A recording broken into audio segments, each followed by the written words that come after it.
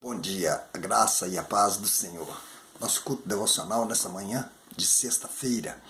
A palavra está em Jonas capítulo 4, de 1 a 8. Melhor me é morrer do que viver. É o descontentamento de Jonas. Vamos fazer a leitura. Jonas capítulo 4, de 1 a 8. Com isso, desgostou-se Jonas extremamente e ficou irado. E orou ao Senhor e disse: Ah, Senhor, não foi isso que eu disse estando ainda na minha terra? Por isso me adiantei fugindo para Tarsis, pois sabia que és Deus clemente e misericordioso, tardio em irar-se e grande em benignidade, e que te arrependes do mal. Peço-te, pois, Senhor, tira-me a vida, porque melhor me é morrer do que viver. E disse o Senhor: é razoável esta tua ira? Então Jonas saiu da cidade e se assentou no oriente,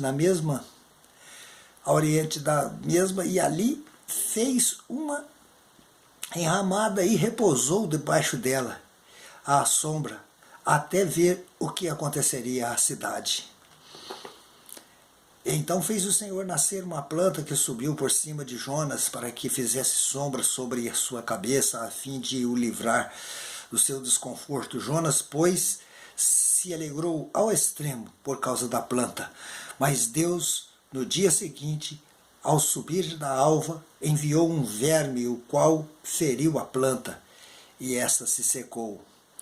Em nascendo o sol, Deus mandou um vento calmoso oriental. O sol bateu na cabeça de Jonas, de maneira que desfalecia, pelo que pediu para si a morte, dizendo: melhor me é morrer do que viver.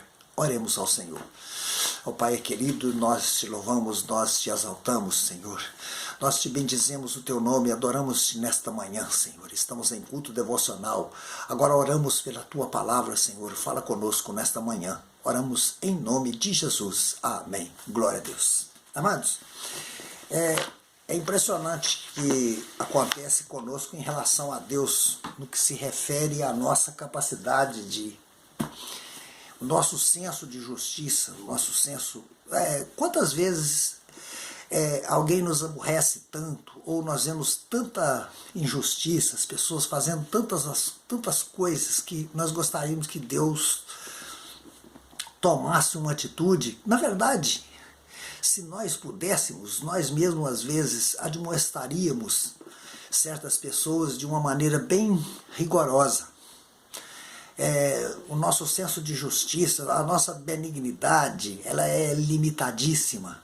Ela não atinge as dimensões da benignidade de Deus, da compassividade de Deus, da misericórdia de Deus. É a nossa capacidade humana, a nossa visão é limitada. Por mais esclarecido que sejamos, por mais convencidos que sejamos, por mais arrependidos, por mais convertidos que sejamos, nós não temos essa mesma capacidade de olhar as coisas com um olhar de eternidade. Na verdade é isso, porque se somos limitados na nossa própria capacidade de existência, de vida, nós também temos a nossa visão espiritual limitadíssima. Então nós temos que nos entregar a cada dia, nos sujeitar mais a Deus, para que possamos entender a misericórdia, a paciência de Deus. Então Jonas aguardava a destruição de Nínive, mesmo ele tendo pregado. E mal ele poderia entender que aquele seu jeito de comportar, aquele seu jeito preconceituoso, porque os judeus sempre tiveram um certo preconceito, aliás, muito preconceito em relação aos pagãos. Ele esperava assim: preguei a palavra, agora eu quero ver só o fogo pegar, eu quero ver só a destruição. Não é verdade? E acontece exatamente ao contrário. E ele vê o exemplo naquela planta que nasce para fazer sombra, e no outro dia o sol escaldante bate sobre a cabeça dele. E ele começa a refletir, aí ele vê o quão Deus, assim como nós, ou Jonas, valorizou uma simples planta, quanto mais um ser humano. E a misericórdia do Senhor, ela é a causa de não sermos consumidos. Olha, é com este pensamento, é com esse objetivo, é com essa capacidade de reconhecimento que nós temos que nos dirigir às pessoas. O que tiver que acontecer com elas a partir do momento que nós anunciamos a palavra, aí já é Deus quem vai tratar. Nem sempre as coisas vão acontecer da maneira que nós queremos, porque o nosso Deus, ele é soberano. Ele é capaz de mudar a sorte da vida das pessoas, e sempre para melhor. Quando Deus às vezes foi rigoroso com alguém, é porque ele é um Deus que sabe tudo. Onisciente, onipresente, onipotente. Então, a nossa capacidade, ela é limitada. Nós não temos visão suficiente para saber o que será de alguém, o que será de uma cidade, o que será de uma nação, o que será de um país. Mas nós temos acesso à palavra de Deus e a capacidade de anunciá-la. E quando Deus nos dá uma palavra, vamos entregar esta palavra do jeito que Deus nos mandou. Ainda que de uma maneira contrária à nossa própria filosofia, nosso próprio pensamento. Mas vamos entregar a palavra de Deus e deixa Deus agir da maneira dele, porque a palavra de Deus, ela vai fazer efeito na vida das pessoas.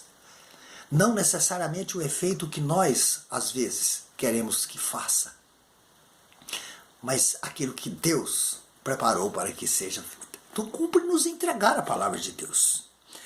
Então o Senhor Deus, ele sempre... Há uma experiência aqui. Jonas não pregou arrependimento, ele pregou a destruição, ele pegou o juízo, mas Jonas não sabia que essa era a vontade de Deus. Ele pensou que às vezes estava falando de si próprio, e não era. Porque ele não foi lá de vontade própria, ele foi pela vontade de Deus. Então, ainda que ele tenha desabafado sobre o povo de Nínive uma mensagem que ele pensou que talvez fosse da sua própria cabeça, era Deus que estava colocando a palavra. Então ele ficou desapontado quando ele viu que o resultado estava gerando arrependimento, que estava gerando o perdão de Deus. Enfim, o efeito era completamente diferente daquilo que o próprio Jonas imaginava. Amém, amados? Olha, o Senhor é maravilhoso, é compassivo. Jonas reconhece isso. Olha, o Senhor realmente... vamos resumir numa só palavra. O Senhor é lindo. E Jonas teve que admitir isso, ele compreendeu isso, ele pôde compreender, que nós também possamos compreender isso nesta manhã. Amém? Que Deus nos abençoe, um bom dia, um bom trabalho, na paz do Senhor Jesus, e que estejamos sempre dispostos a fazer a vontade de Deus e entregar a sua palavra. Amém, amados irmãos? Que Deus nos abençoe, bom dia, na paz do Senhor, e até o nosso próximo encontro, se assim o Senhor nos permitir. Amém.